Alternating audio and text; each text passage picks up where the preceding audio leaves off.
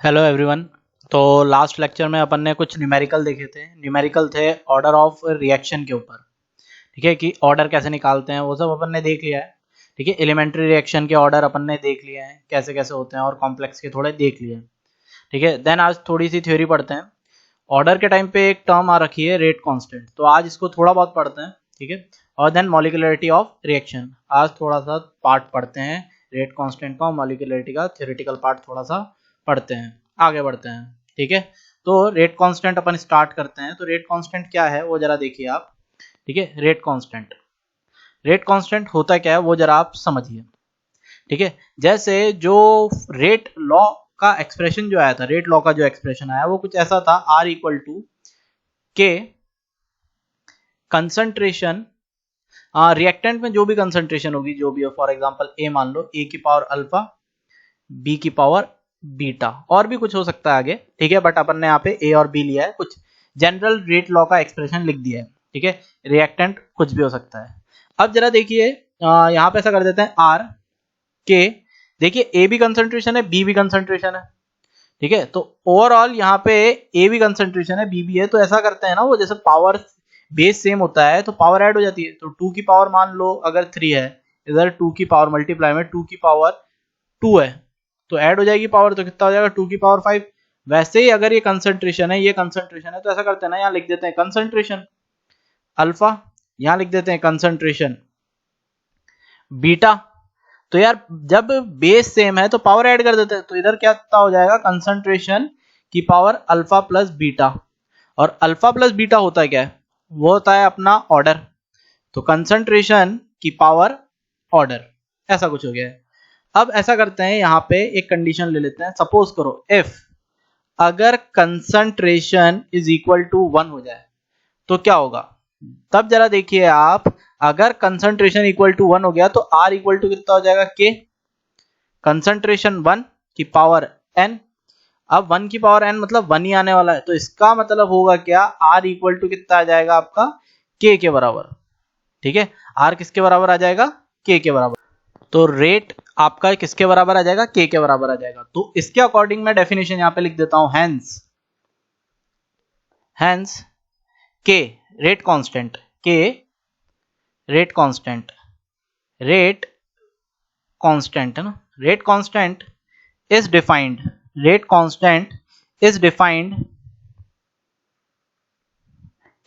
Defined as rate of reaction.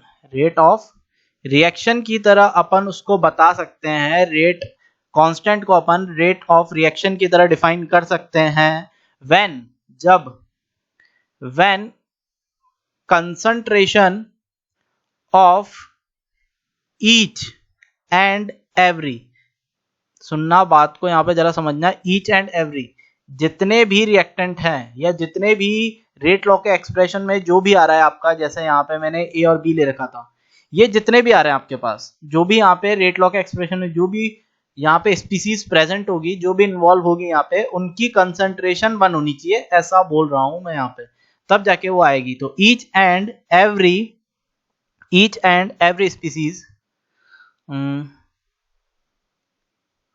each and every species involved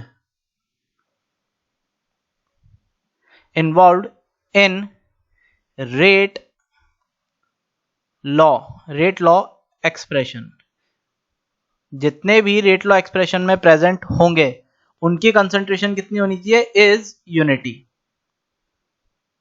वो कितनी होनी चाहिए आपकी, यूनिटी, मतलब वो आपकी 1 होनी चाहिए। ठीक है, वो 1 होनी चाहिए, अगर वो 1 होगी तब जाके वो उसके बराबर आएगा।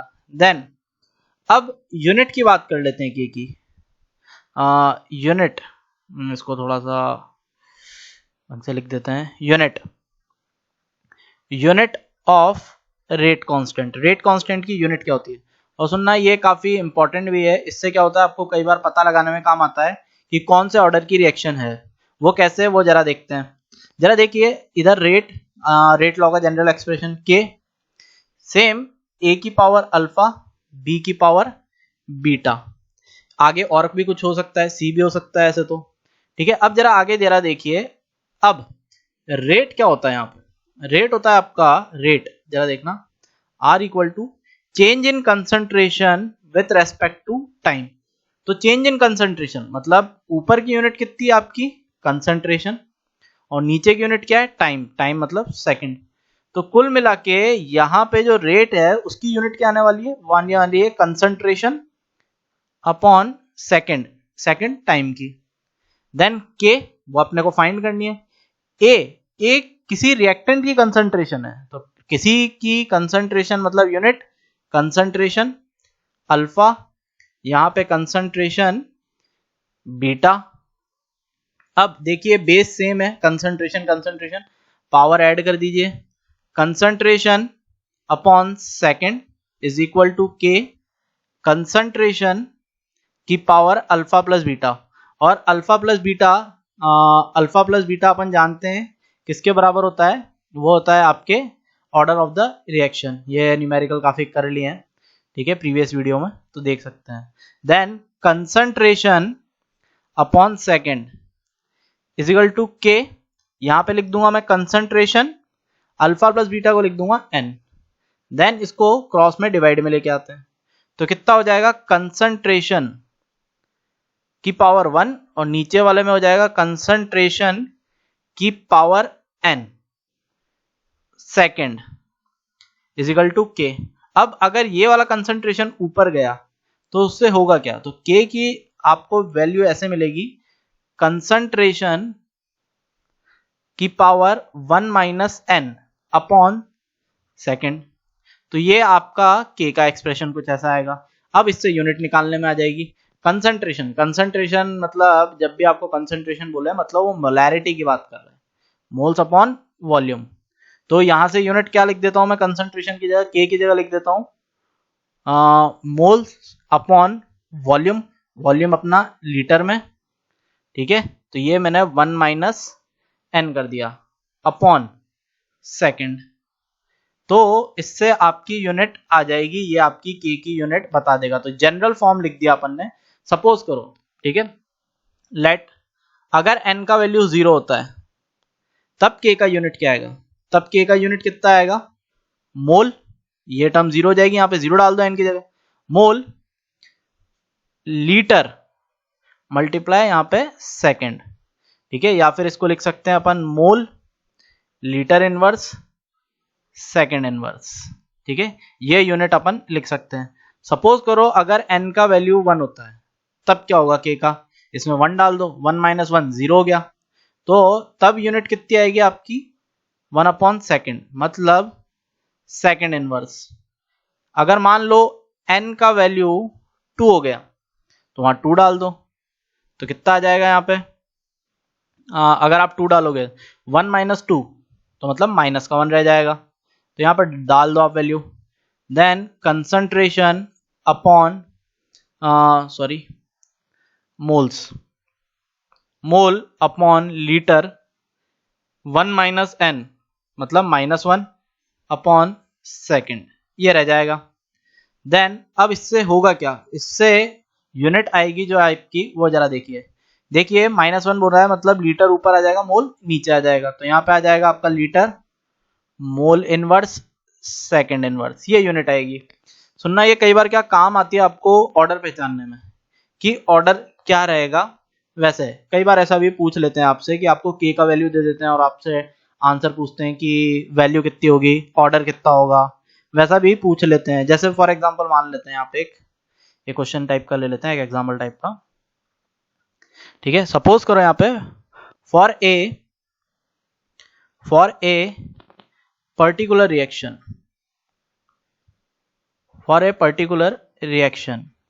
कोई रिएक्शन है, कोई सी भी हो सकती है, वैल्यू ऑफ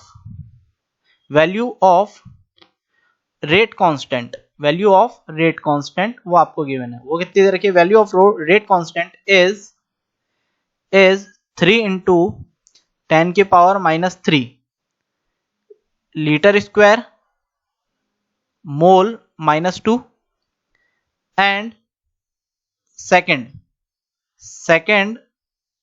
-1, ये आपको दे रखी है उसकी यूनिट। और आपसे पूछा गया है फाइंड ऑफ रिएक्शन, जो यहाँ पे रिएक्शन की बात चल रही है उसका ऑर्डर बताओ, फाइंड ऑर्डर ऑफ रिएक्शन। तब क्या करेंगे, तो यार यहाँ इस यूनिट से मैं कैसे निकाल सकता हूं वो जरा आप देखिए, इस चीज को समझिए। तो देखो यार, ये मोल, ये लीटर स्क्वायर, ये सब आ रहा है, तो यार ये कहीं ना कहीं के की जो यूनिट होती है जनरल, उसमें डाल देता हूं मैं। मोल लीटर ऐसी होती है 1 माइनस एन, और नीचे इधर की तरफ अपन कर देते हैं सेकंड इनवर्स। ये जनरल होती है आपके के की।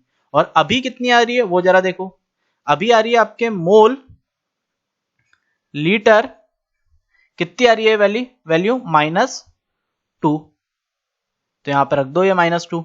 देन नीचे कितनी आ रही है सेकंड -1, तो ये चीज और ये चीज कट गई। बाय कंपैरिजन अब ये वाली वैल्यू इस वाली वैल्यू के बराबर आनी चाहिए। तो ये कब आ सकता है, 1 minus n is equal to -2, ये है। अब इसको ऐसा करो, n को इधर लेके चले जाओ, इस 2 को इधर, तो 1 + 2 is equal to n।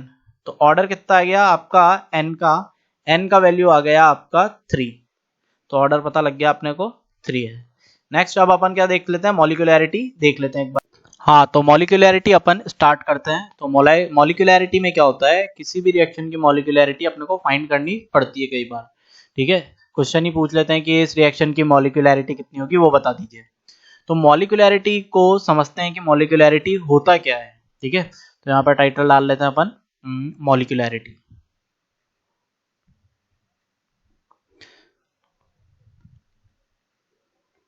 मॉलिक्यूलैरिटी MOLECU है, ठीक है, मॉलिक्यूलैरिटी ऑफ रिएक्शन, ठीक है, मॉलिक्यूलैरिटी ऑफ रिएक्शन। किसी भी रिएक्शन की मॉलिक्यूलैरिटी अपन कैसे फाइंड कर सकते हैं, होता क्या है, ये सब चीजें अपन जरा देखते हैं। तो जैसे लास्ट ऑर्डर ऑफ रिएक्शन में भी ऐसे ही हुआ था कि ऑर्डर ऑफ रिएक्शन क्या होती है, कैसे निकाली जाती है, और क्या क्या वैल्यू पॉसिबल है उसकी। इंटीजर टाइप में जैसे 0 भी हो सकती है, नेगेटिव हो सकती है, पॉजिटिव हो सकती है, फ्रैक्शन में आ सकती है, ऐसा। तो वैसे ही सेम अपने को मॉलिक्यूलैरिटी में भी समझना पड़ेगा। तो सबसे पहले यहाँ पे जरा बात करते हैं मॉलिक्यूलैरिटी की। जैसे मान लो कोई रिएक्शन है आपके पास, जैसे ए बी, इनकी रिएक्शन हो रही है, ए बी की रिएक्शन हो रही है ए से, और प्रोडक्ट बन रहा है A2 + B, बैलेंस भी रिएक्शन, ऐसा कुछ हो रहा है। अब जरा समझना, मैं मॉलिक्यूलैरिटी यहाँ पे लिख रहा हूँ, मॉलिक्यूलैरिटी है यहाँ पे, वो है 2, ठीक है। यहाँ मैं मॉलिक्यूलैरिटी लिख रहा हूँ 2। अब समझना मॉलिक्यूलैरिटी है कैसे, वो चीज जरा समझो। देखो मॉलिक्यूलैरिटी होता है क्या है, नंबर ऑफ मोल्स या number of molecules that participated in a reaction to form a product, ठीक है। प्रोडक्ट बनाने में कितने मॉलिक्यूल्स पार्टिसिपेट कर रहे हैं, ठीक है, एक्चुअल में कितने पार्टिसिपेट कर रहे हैं, जिनकी वजह से एक्चुअल में प्रोडक्ट बन रहा है, ठीक है। तो जैसे मैं यहाँ पे बात करूं, ठीक है, जैसे यहाँ पे मैं बात करूं कौन कौन से कंपोनेंट है, जैसे एक ए बी है और एक ए है। जरा देखिए, यहाँ पे ये बी है, ये ए है, और इधर से आ रहा है आपका ए, ये वाला ए, ठीक है, ऐसा। ये इधर मूव हो रहा है, ये इधर मूव हो रहा है, ये दोनों आपस में टकराए। टकराने के बाद देखा जाए तो प्रोडक्ट क्या बन रहा है आपका, जरा देखना। प्रोडक्ट बन गया आपका ए प्लस बी आपका अलग, और ऐसा ही यहाँ पे दिख रहा था, ठीक है। तो यहाँ पे जरा देखिए कितने मॉलिक्यूल काम में है, एक तो ए बी का मॉलिक्यूल काम में आ रहा है, और एक ए का मॉलिक्यूल काम में आ रहा है। इसका मतलब यहाँ पे 2 मॉलिक्यूल काम में आ रहे हैं आपके, इसलिए मैंने मॉलिक्यूलैरिटी 2 लिख दिया है, ठीक है। अब जरा देखना, यहाँ पे एक और टर्म आती है इफेक्टिव कोलिजन्स, ठीक है। इफेक्टिव कोलिजन्स क्या होता है वो जरा समझो। इफेक्टिव कोलिजन्स वो होते हैं जिनके जब 2 रिएक्टेंट टकराते हैं तो उससे फेवरेबल प्रोडक्ट बनना चाहिए। जब 2 रिएक्टेंट या रिएक्टेंट के कोई मॉलिक्यूल आपस में टकराते हैं जिनसे फेवरेबल प्रोडक्ट बन सके, ठीक है, उनसे निकाला जाता है आपका मॉलिक्यूलैरिटी। जैसे अगर सपोज करो अगर ये ऐसे फॉर्मेट में टकराते, अगर इधर होता ए, इधर होता आपका बी, ये मूव हो रहे हैं इधर, और इधर वाली साइड से ए आ रहा है, टकरा दो दोनों को, आपस में टकरा गए तो कुछ अलग नहीं हुआ, तो भी ये वाला टकरा के इससे ये ए बी आपस में जुड़ गए, अब ये वाले ए बी आपस में जुड़ गए, लो ए बी और अकेला वापस ए, तो भाई ये तो वापस वही का वही रह गया, प्रोडक्ट का बना इससे। तो ये वाले इम्प्रॉपर कोलिजन्स होते हैं, इनको अपन काउंट नहीं करेंगे। तो यहाँ पे इफेक्टिव कोलिजन भी एक टर्म आता है, कोलिजन थ्योरी में अपन और पढ़ लेंगे। तो यहाँ पे बस अभी याद रखना, इफेक्टिव कोलिजन्स वो होते हैं जिनके कोलिजन से आपका प्रोडक्ट बने, उसे बोला जाता है इफेक्टिव कोलिजन, और उसी से निकाला जाता है आपकी मॉलिक्यूलैरिटी को। तो यहाँ मॉलिक्यूलैरिटी कितनी आ रही है, 2। क्यों, यहाँ पे दो मॉलिक्यूल काम में आ रहे हैं रिएक्टेंट के, एक ये है और एक ये है, तो यहाँ पे मॉलिक्यूलैरिटी कितनी आ गई, 2। अब देखिए मॉलिक्यूलैरिटी होता भी क्या है, रिएक्टेंट के ऊपर भी डिपेंड करती है कि रिएक्टेंट किस टाइप के, एलिमेंट्री है, कॉम्प्लेक्स है, ठीक है। तो वो बात की बात है, पहले अपन यहाँ पे थोड़ी सी डेफिनेशन लिख लेते हैं, ठीक है, कि क्या डेफिनेशन है यहाँ पे मॉलिक्यूलैरिटी की। तो देखना जरा, यहाँ पे डेफिनेशन लिखते हैं, it is defined as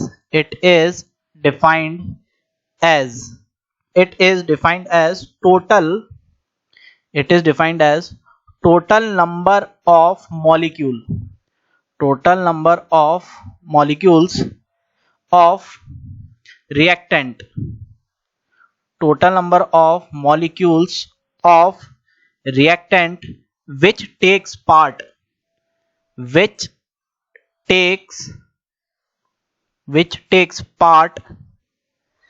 in effective collisions। देखिए यहाँ पे वर्ड लिख दिया मैंने, effective collisions। जरा इतनी सी लाइन को ही जरा अपन समझ लेते हैं वापस एक और बार, collisions। जब जरा देखिए यहाँ पे, जरा देखिए आप, यहाँ पे क्या लिखा हुआ मैंने, it is defined as total number of molecule of reactant which takes part in effective collisions. यहाँ पे क्या बोल रखा है, इफेक्टिव कोलिजन्स का मतलब वो है कि जिनके वजह से आपका प्रोडक्ट बने, रिएक्टेंट के वो मॉलिक्यूल जो रिएक्शन में पार्टिसिपेट करें, या नंबर ऑफ वो मॉलिक्यूल रिएक्टेंट के जो पार्टिसिपेट करें इफेक्टिव कोलिजन्स में। अब जरा देखिए यहाँ पे 2 कोलिजन्स लिखे हैं मैंने, ठीक है। तो नीचे वाला इम्प्रॉपर कोलिजन से, इससे कोई प्रोडक्ट नहीं बन रहा है, तो इसे काउंट नहीं करा जाएगा। काउंट किसे करा जाएगा, ऊपर वाले को, उसे बोला जाएगा प्रॉपर या फेवरेबल कोलिजन, जिसके वजह से प्रोडक्ट बन रहा है, जो अपने को प्रोडक्ट चाहिए, जो फेवरेबल प्रोडक्ट है अपना, ठीक है। तो यहाँ पे इफेक्टिव कोलिजन्स विथ, यहाँ पे जरा देखिए क्या लिखा हुआ है, with effective collisions with proper orientation. क्या होना चाहिए, प्रॉपर ओरिएंटेशंस। अब जरा देखिए यार, खुद ही देखिए आप, नीचे वाला कोई प्रॉपर ओरिएंटेशन नहीं है, ऊपर वाले में प्रॉपर ओरिएंटेशन है, ए से टकरा रहा है, ठीक है, सही तरीके से टकरा रहा है, तब जाके वो बात आ रही है। तो प्रॉपर ओरिएंटेशंस, तो यहां पे जरा लिख देते हैं प्रॉपर ओरिएंटेशन, प्रॉपर ओरिएंटेशन में आपस में टकराने चाहिए, ठीक है। तो इफेक्टिव कोलिजन अपन ने बता दिया, इफेक्टिव कोलिजन्स वो होते हैं जिनके वजह से आपका प्रोडक्ट, फेवरेबल प्रोडक्ट मिलता है जो आपको चाहिए, ठीक है। तो यहाँ पे ये चीजें हो गई। तो मॉलिक्यूलैरिटी अपन ने डिफाइन कर दी, ये डेफिनेशन है। अब मॉलिक्यूलैरिटी डिफाइन यहाँ पे इतना काम नहीं है भाई, यहाँ पे आप बोलो कि सर ये तो हो गया यार, ये डिपेंड कर रही है आपकी टाइप ऑफ रिएक्शन के ऊपर, कि रिएक्शन कैसी है। और सुनना, जो पहला ही लेक्चर था अपना, दूसरा लेक्चर था, वहां पे मैंने टाइप ऑफ रिएक्शंस के बारे में बता रखा है, फास्ट, स्लो। तो उसमें मैंने एलिमेंट्री और कॉम्प्लेक्स के बारे में बता दिया है पहले, तो आप वहां पे भी जाके वीडियो देख सकते हो, एलिमेंट्री और कॉम्प्लेक्स के बारे में क्या होता है। तो आज अपन थोड़ा बहुत देख लेते हैं कि एलिमेंट्री रिएक्शन में मॉलिक्यूलैरिटी क्या होती है, उस चीज को अपन जरा समझते हैं, ठीक है। तो यहाँ पे जरा देखते हैं, पहले मैं ले रहा हूं एलिमेंट्री रिएक्शन की, एलिमेंट्री रिएक्शन में कैसे मॉलिक्यूलैरिटी निकाली जाती है, वो चीज जरा देखते हैं। देखो, एलिमेंट्री रिएक्शन वो होती है, वो रिएक्शन जो सिंगल स्टेप में चल जाए, है ना, सिंगल स्टेप रिएक्शन जो एक स्टेप में चल जाए, ठीक है। यहाँ पे कोई इंटरमीडिएट नहीं, मतलब वैसा नहीं होता है कोई दिक्कत की, जैसे ये वाली साइड, ठीक है, मान लो एंडोथर्मिक रिएक्शन है, ये रिएक्टेंट है आपका, ये प्रोडक्ट है, एक स्टेप में रिएक्शन आपकी चल गई, तो इस टाइप की बात कर रहे हैं। इधर आपका एनर्जी, इधर आपका प्रोसेस मतलब यहाँ पे टाइम भी ले सकते हैं, ठीक है, जो प्रोसेसिंग चल रही है वो है टाइम ही एक तरह से वाली बात। देन ये सिंगल स्टेप रिएक्शन की बात कर रहा हूं मैं, अगर एलिमेंट्री रिएक्शन होगी तब मॉलिक्यूलैरिटी क्या होगी, ठीक है। तो यहाँ पे जरा देखिए, जब एलिमेंट्री रिएक्शन होगी तो मॉलिक्यूलैरिटी कैसे होगी, उसको जरा देखते हैं। ठीक है, molecularity of elementary reaction, molecularity of elementary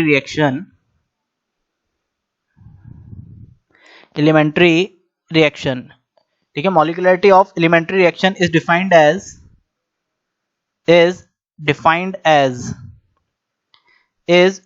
as sum of, वही जैसे ऊपर बोला गया था कि टोटल कर दो कितने मॉलिक्यूल पार्टिसिपेट कर रहे हैं, वैसा ही सम of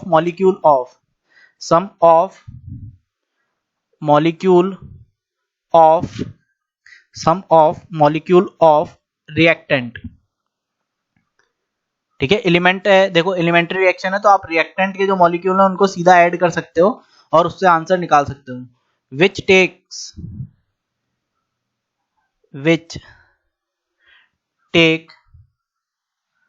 part in effective collision.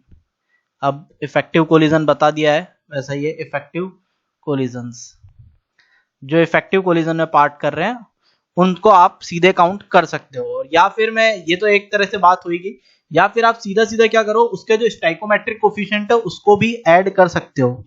ठीक है, तो यहाँ पे मॉलिक्यूलैरिटी जो होगी तो अपन ऐसा भी कर सकते हैं कि मॉलिक्यूलैरिटी ऑफ एलिमेंट्री रिएक्शन, सिर्फ एलिमेंट्री की बात हो रही है, अभी कॉम्प्लेक्स से कोई लेना देना नहीं है। ठीक है, elementary reaction, molecularity of elementary reaction is equal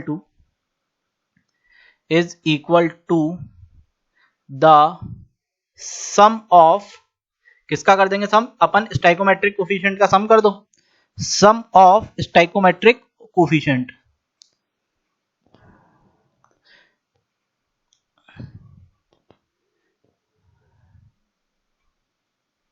stoichiometric coefficient. अगर आप स्टाइकोमेट्रिक कोफिशिएंट का ऐड कर दो, सम कर दो रिएक्टेंट के, तो भी हो जाएगा, is equal to sum of stoichiometric coefficient of reactant के जो हैं उनको ऐड कर दो तो उनके बराबर भी आ जाएगा। ठीक है, बट याद रखना ये एलिमेंट्री होनी चाहिए रिएक्शन, तभी ये पॉसिबल है। तो यहाँ पे जरा देख लो, फॉर एग्जांपल अगर मान लो रिएक्शन आपकी A प्लस बी है, उससे C प्लस डी बन रहा है और ये एलिमेंट्री है, उन्होंने बोल रखा है ये एलिमेंट्री है, तब की बात है। अगर ये एलिमेंट्री है तो देखो इसका ऑर्डर भी लिख सकता हूं मैं, एलिमेंट्री बोला है तो R इज इक्वल टू के A की पावर 1 B की पावर 1। अगर वो एलिमेंट्री बोलता है तो, अगर वो कॉम्प्लेक्स बोल देता है तो A की पावर में अल्फा लगा देता, B की पावर बीटा लगा देता। ठीक है, जनरल फॉर्म पढ़ लिया है अपन ने। देन मॉलिक्यूलैरिटी इसकी कितनी हो जाएगी, देखो ऑर्डर तो इसका आ गया 2, मॉलिक्यूलैरिटी की बात करूं तो वो कितने आ जाएगी 2, इसका कोफिशिएंट 1 है, इसका 1 है, दोनों को जोड़ दो सीधा सीधा। ठीक है, रेट लॉ एक्सप्रेशन भी सीख गए अपन, तो ये भी हो गया, ये भी हो गया। फॉर एग्जाम्पल मान लो अगर वो रिएक्शन कैसा होता है, कुछ किसी का डिकम्पोजिशन हो रहा है, सपोज करो किसी का डिकम्पोजिशन हो रहा है, वो कैसे टूट रहा है, आपका ए है, ए से वो बी प्लस सी में टूट रहा है, इधर कुछ प्रोडक्ट बन रहा है। ठीक है, तब आपका रेट लॉ का expression R is equal to k A की पावर 1, तो ऑर्डर कितना आ जाता है 1, मॉलिक्यूलैरिटी 1। तो ये फंडा हो चुका है। देन मान लो अगर 2a plus B gives C plus D, तो यहां पे रेट लॉ कैसे लिखता हूं मैं, are equal to k A की पावर 2 बी की पावर 1। तो ऑर्डर कितना हो जाता, इसका 3 और मॉलिक्यूलैरिटी कितनी आ जाती 3। तो यार ऑर्डर और मॉलिक्यूलैरिटी तो इक्वल आ रही है, ऑर्डर और मॉलिक्यूलैरिटी इक्वल आ रही है। तो ऐसा नहीं है भाई कि हर बार ऑर्डर और मॉलिक्यूलैरिटी इक्वल आएगी, ये कहीं नहीं है, बस वो एलिमेंट्री रिएक्शन है इस वजह से इक्वल आ रही है, और कोई लॉजिक नहीं है इसका। कॉम्प्लेक्स आते चीजें चेंज हो जाएगी, जैसे ही कॉम्प्लेक्स रिएक्शन देखेंगे अपन चीजें चेंज हो जाएगी, वहां पे चीजें अलग अलग हो जाएगी। तो जरा कॉम्प्लेक्स का भी जरा देख लेते हैं कि कॉम्प्लेक्स का कैसा है। फॉर एग्जाम्पल अगर मैं बोलूं आपसे, जैसे इसी में बात करें अपन, जैसे ये रिएक्शन है आपके पास H2 प्लस I2, ये क्वेश्चन में भी देखे अपन ने, H2 और I2 है, इससे बन गया 2HI। ठीक है, और इसका रेट लो आपको गिवन है R इज इक्वल टू के, ये गिवन है आपको H2 और I2। ठीक है, 1 1, और एलिमेंट्री उन्होंने बोल ही दिया है, वैसे भी एलिमेंट्री उन्होंने बोल दिया है। ठीक है, अगर एलिमेंट्री बोला है तो रेट लो ऐसा लिख सकते हैं, तो इससे ऑर्डर कितना आएगा, ऑर्डर तो आ गया 2, मॉलिक्यूलैरिटी भी आ गई 2। बट अभी जरा देखो मैंने रिएक्शन को थोड़ा सा चेंज करा है, यही रिएक्शन है बट थोड़ा सा चेंज, 2H2 प्लस 2I2, ठीक है, और इधर बन रहा है 4HI। बना कर देख लो, पर ये एलिमेंट्री नहीं है, नॉट एलिमेंट्री, ठीक है, नॉट एलिमेंट्री मतलब एक तरह से ये कॉम्प्लेक्स हो गई, ठीक है, नॉट एलिमेंट्री। अगर ये एलिमेंट्री नहीं है तो भाई यहाँ डब्बा गुल, अब नहीं लिख सकते आप, रेट लॉ ऐसे लिख ही नहीं सकते, वो अपन ने देख ही लिया, और आप मॉलिक्यूलैरिटी भी नहीं बता सकते। सुनना, मॉलिक्यूलैरिटी आप बिल्कुल नहीं बता सकते, तो आप ऐसा करो, कॉम्प्लेक्स रिएक्शन जो होती है उस वो भी किसी ना किसी एलिमेंट्री रिएक्शन से ही बनती है, कॉम्प्लेक्स रिएक्शन भी किसी ना किसी एलिमेंट्री रिएक्शन से ही बनती है। तो क्यों ना अपन उसके जो रिएक्शंस होती हैं, स्लो स्टेप्स, फास्ट स्टेप्स, उससे अपन पता कर सकते हैं, अगर वो आपको मेंशन होगी। जैसे ये जो क्वेश्चन है, जैसे ये वाला एग्जांपल है, अगर इसकी स्लो स्टेप, फास्ट स्टेप और इसका जो मैकेनिज्म है, कुल मिला के इसका मैकेनिज्म अगर मेरे को गिवन होगा तो मैं शायद रेट लॉ लिख सकता हूँ, स्लो स्टेप से रेट लॉ लिख सकता हूँ, अगर वो मेरे को गिवन होगा तो। अगर वो मेरे को गिवन नहीं होगा तो भाई मैं नहीं लिख सकता, मेरे को रेट लो या तो तुम दो, या तो मेरे को मैकेनिज्म इसका गिवन करो तो मैं लिख पाऊं। तो यहाँ पे जो मॉलिक्यूलैरिटी आ रही है भाई वो यहाँ से एक्सप्लेन नहीं हो पाएगी, ठीक है। तो अब अपन कौन सी पढ़ेंगे रिएक्शन, कॉम्प्लेक्स, कॉम्प्लेक्स रिएक्शन, ठीक है। कॉम्प्लेक्स रिएक्शन वो है जो एक स्टेप में नहीं चलती, मल्टी स्टेप्स रिएक्शन होती है, और जो कॉम्प्लेक्स रिएक्शन होती है वो कहीं ना कहीं एलिमेंट्री रिएक्शन से ही मिलके बनती है, जहां पे 2-3 एलिमेंट्री रिएक्शन आपस में मिलके फिर कॉम्प्लेक्स रिएक्शन बनाती है। तो वो चीजें रहती है, तो वो जरा चीजें देख लेते हैं अपन कॉम्प्लेक्स रिएक्शन में, ओके। हाँ, तो कॉम्प्लेक्स रिएक्शन जो थी उसमें बताया था जो सिंगल स्टेप में नहीं चलती, वो अलग अलग स्टेप्स में चलती है, तब जाके आपका प्रोडक्ट बनता है। जैसे अपन बात करें यहाँ पे, जैसे प्रोडक्ट मान लो आपकी रिएक्शन है A plus B gives C plus D, ऐसी कोई रिएक्शन है आपकी, ए और बी की रिएक्शन हो रही है जिससे आपका C और D बन रहा है। अब जरा देखिए, वो रिएक्शन ऐसे भी हो सकती है कि रिएक्शन कहीं ऐसे फॉर्मेट में चल रही हो कि पहला स्टेप ऐसा हो रहा है इसमें कि A से E बन रहा हो, और उस बाद में सेकंड स्टेप में E की रिएक्शन B से हो रही है और फिर जाके C प्लस डी बन रहा हो। तो ये 2 स्टेप में ऐसे रिएक्शन चलती है। अगर मैं इस फर्स्ट और सेकंड को जोड़ूं, ठीक है, फर्स्ट और सेकंड को ऐड करूं मैं अगर, तो क्या देखूंगा, ये E और ये वाला E कट जाएगा, ये E कटेगा और ये कटेगा। अब जोड़ दो दोनों को, A plus B gives C plus D, ये वाली अपनी मेन रिएक्शन है। तो इसका मतलब बीच में ये आपका एक कंपाउंड बीच में बन के आया था। तो अगर जरा देखूं मैं इसको, देखो जरा देखना, अगर मैं इसका ग्राफ बनाता हूं तो ये कुछ ऐसा बन के आएगा, ग्राफ थोड़ा छोटा ही रह गया, एनर्जी और इधर प्रोसेस आपका या टाइम, ये कुछ ऐसा आ सकता है। इधर रिएक्टेंट है, यहां से घूम के वापस ये यूं करके यहां पे आया कहीं पे, ठीक है, ये आपका रिएक्टेंट, ये आपका प्रोडक्ट, ये ट्रांजिशन स्टेट 1 आएगी, यहाँ पे ट्रांजिशन स्टेट 2 आएगी। ये सुनना, ट्रांजिशन स्टेट अपन आगे बात करेंगे, या फिर इंटरमीडिएट ऐसा अपन बाद में बात करेंगे, ठीक है। यहाँ पे शायद वो जगह होगी जहाँ पे ई बन के आया होगा आपका, जो ये है ई, ये बन के आया हो, कुछ भी हो सकता है, यहाँ पे ई बन के आया हो, कोई होगी जगह, वैसा कुछ है। देन आगे बढ़ते हैं अपन फर्दर। अब होगा क्या, कॉम्प्लेक्स रिएक्शन अगर आ गई आपको, तो जैसे इसमें से मानो इन दो में से एक ना एक तो स्लो होगी और एक फास्ट होगी। सपोज करो ऊपर वाली स्लो है, नीचे वाली फास्ट है। जो स्लो स्टेप्स होती है, याद रखना वो आरडीएस होती है, रेट डिटरमाइनिंग स्टेप। रेट हमेशा इसी से डिटरमाइन करी जाती है, इससे ही होता है। अब जरा देखो, जो आपकी कॉम्प्लेक्स रिएक्शन है वो कहीं ना कहीं एलिमेंट्री रिएक्शन से ही बनी है। जो यहाँ पे फर्स्ट रिएक्शन है वो खुद एक एलिमेंट्री रिएक्शन है, सेकंड वाली यहाँ पे खुद एक एलिमेंट्री रिएक्शन है। तो कॉम्प्लेक्स कहीं ना कहीं एलिमेंट्री रिएक्शन के कॉम्बिनेशन से ही बनती है। अगर 2-3 एलिमेंट्री रिएक्शन आपस में जुड़ेगी तब जाके ही आपकी कॉम्प्लेक्स रिएक्शन बन के आएगी। तो याद रखें यहाँ पे, और याद रखना आरडीएस नेक्स्ट टर्न पे, नेक्स्ट वीडियो में अपन इसके ऊपर न्यूमेरिकल करेंगे ऐसे वाले टाइप की कॉम्प्लेक्स के, है ना। तो उस टाइम भी अपने को ऑर्डर और मॉलिक्यूलैरिटी निकालनी पड़ेगी, ठीक है। तो यहां से अपन जरा देखें, तो आरडीएस याद रखना, जो स्लो स्टेप होती है वहां से ऑर्डर निकाला जाता है। तो यहां से जनरल अगर मैं देखूं ये स्लो है, तो मैं इससे रेट लॉ लिख सकता हूं, R = K A की पावर 1। अगर a की पावर 1 देन यहाँ पे a की कोफिशिएंट है 1, तो यहाँ से मैं मॉलिक्यूलैरिटी कितनी लिख दूंगा m इक्वल टू 1, ऐसा रहेगा। तो जरा एग्जांपल ले लेते हैं एक दो एग्जांपल। जैसे पहला है मेरा H2O2 ले लेते हैं। 2H2O2 gives water, 2 moles of water plus O2 gas.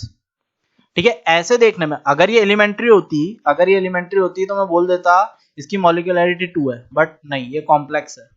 अगर ये कॉम्प्लेक्स है और इसका मैकेनिज्म अगर आपको दिया है तब इजी हो जाएगा काम। ठीक है, मैकेनिज्म जरा देखो, मैकेनिज्म कैसे दे रखा है आपको। जो H2O2 है उसका ब्रेकडाउन हो रखा है, H2O2 इसका ब्रेकडाउन हो रखा है, कितने में हो रखा है, H2O plus nascent oxygen O। ठीक है, देन यहाँ पे नेसेंट ऑक्सीजन O और O, दो ऑक्सीजन जुड़ रहे हैं O और कन्वर्ट हो रहे हैं O2 में। ठीक है, तो ऐसा कुछ हो रखा है, ऐसा चीज आपको गिवन कर रखा है उन्होंने। ठीक है, अब आपको ऐसे टाइम पे वो बोल रहे हैं, इस टाइम पे वो बोल रहे हैं कि आप इसको बताइए क्या रहेगा इसका, मतलब मॉलिक्यूलैरिटी क्या रहने वाली है इसकी, वो जरा बताइए। ठीक है, तो यहाँ पे यार मॉलिक्यूलैरिटी जरा देखा जाए और ये वाले स्टेप आपको स्लो स्टेप दे रखा है और ये वाला आपको फास्ट दे रखा है। ठीक है, जो स्लो स्टेप है उससे ही रेट लॉ लिखा जाएगा, उससे ही आपकी मॉलिक्यूलैरिटी निकलेगी। तो मॉलिक्यूलैरिटी सीधी दिख रही है मुझे 1। ठीक है, क्यों, यहाँ पे एक ही मॉलिक्यूल है आपके H2O2 का, तो उससे मॉलिक्यूलैरिटी आ रही है 1। नेक्स्ट, वैसे ही याद रखना ऑर्डर भी आपको स्लो से ही लिखना पड़ेगा, ऑर्डर भी आपको स्लो से ही लिखना पड़ेगा जो स्लो होगी। एक और एग्जांपल जरा देखते हैं। आपके पास एक एग्जांपल और है, वो है आपका N2NO2 से कर लेते हैं, 2NO2 प्लस F2। इसकी रिएक्शन हुई और प्रोडक्ट क्या बन रहा है आपके पास, 2NO2F। ठीक है, और ये रिएक्शन आपकी कॉम्प्लेक्स है। अगर एलिमेंट्री होती तो डायरेक्ट निकाल लेते, मॉलिक्यूलैरिटी 3 आ जाती, ऑर्डर भी 3 आ जाता। ठीक है, एलिमेंट्री होती तो, बट एलिमेंट्री नहीं है। इसका मैकेनिज्म आपको गिवन है, मैकेनिज्म क्या गिवन है, फर्स्ट रिएक्शन दे रखी है आपको NO2 plus F2 gives NO2F plus F। Next में आपको दे रखा है NO2 प्लस ये वाला जो F है, वैसे ही यहाँ पे F ले लिया उसको और जोड़ के NO2F बना दिया। ठीक है, ये रहा। देन इस वाले टाइम पे ये वाली स्लो दे रखी है, ये वाली आपको फास्ट दे रखी है। जो स्लो है वही RDS होती है, उससे रेट डिटरमाइनिंग स्टेप है। तो यार इससे रेट लॉ भी लिख सकता हूं मैं, K NO2 F2 की पावर 1 1, दोनों की 1 1। तो ऑर्डर कितना, ऑर्डर आ जाएगा 2, मॉलिक्यूलैरिटी आ जाएगी 2। बट ऊपर से देखने में तो साला 3 लग रहा है, यहाँ से 2 इधर से 1, अगर एलिमेंट्री होता तो वैसा नहीं है। तो मॉलिक्यूलैरिटी कितनी आ गई आपकी 2।